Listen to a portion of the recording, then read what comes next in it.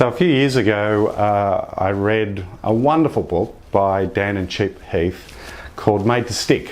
I don't know if you saw it, but if you haven't seen it, do yourself a favour and go out and grab it. It's a fantastic book, and in it, actually, there's a whole section on the importance of stories to help get your ideas across.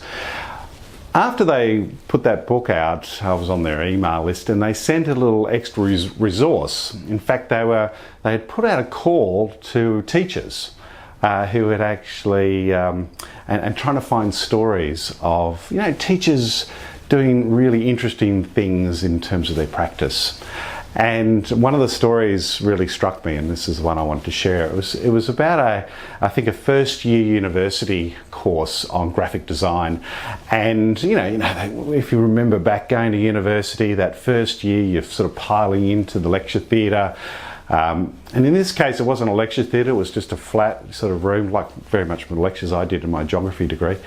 And a small group of people, and everyone's a little bit nervous, they're not too sure what's happening. And then just at the time when things are supposed to start, all of a sudden someone comes out, a gentleman comes out, and he's got a cake in his hand, and it's kind of dripping over the edge of his hand. It's the icing sort of melting. And he's just going around and says, well, would you like a piece? Would you like a piece?